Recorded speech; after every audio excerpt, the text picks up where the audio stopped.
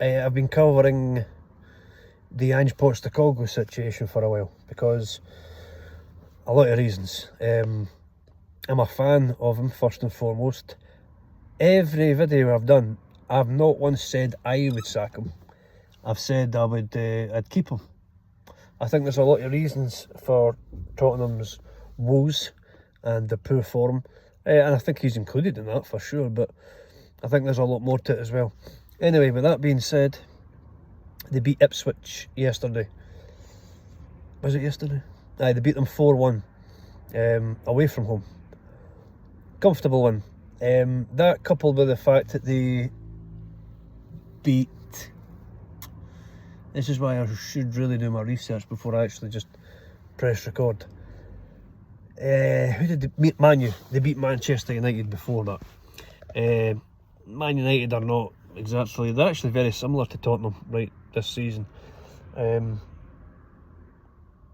up and down, mostly down.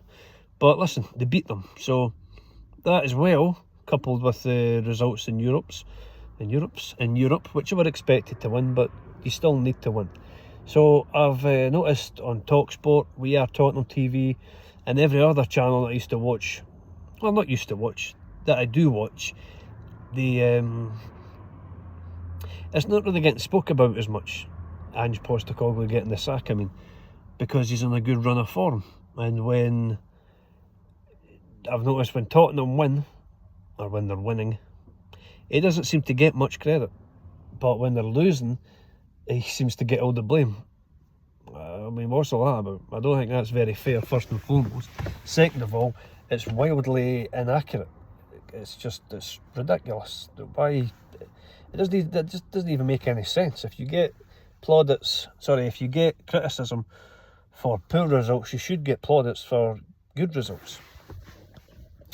Anyway, yeah, I just wanted to come on and talk about that. I've had my kids this weekend, so when I've got them, I don't really have much time on my phone, and I'm just spending time with them, basically. So a bit late to the scene with that. But another reason I made the video is, I've said it before, I used to come on every time Tottenham had a bad result to talk to people, get their opinions on if they think he should be sacked. I mean, it could be a bit misleading that and make it look like or I was calling for his head. Never was that the case. But I'm also, as much as I would have kept him, I've said that all along, and I rate him as a manager, I'm also not stupid, and I see the media, I hear the news, and he was under a lot of pressure, and it was just very interesting to me that as poor as the results in the forum was for Tottenham, he was still staying in the job. I just found it, it's very bizarre, that does not happen in this day and age. It's normally 3 or 4 bad results and you're at least getting spoke about being sacked. I mean, Amarim with Man United, he's only been in the job a few months, and there's some people talking about him getting sacked. It's crazy. I'm not saying I agree with it, but it happens. So, yeah, but the biggest reason I wanted to come on here was to say that, and I said this also in another video when Tottenham weren't doing so well, I said, if Tottenham continue to be on this bad run of form, I'm going to keep covering the story, because it's something would have to give.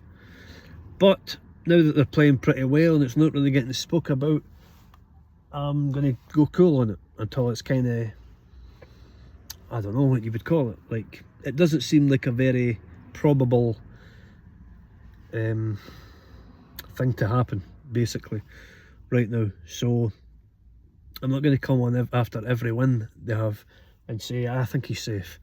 Yeah, I'm not going to do that, because I found the situation with Ange interesting, and I still do, because watch this, they'll lose a few games, or they'll draw a few games that they're not expected to, and the heat will come back on Ange.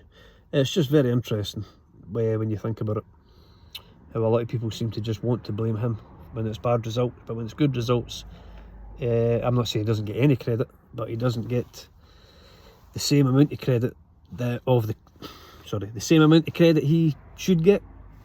he doesn't get the... I'm explaining this terribly. The amount of heat he gets for losses is far more than the amount of praise he gets for wins, is what I'm trying to say. So, yeah, I'm going to go cool on that for now. I think things are looking good for Tottenham and Ange, so with injuries coming back, I think they're just going to go on the ascendancy. So watch this space, we'll see what happens, but that's all for now.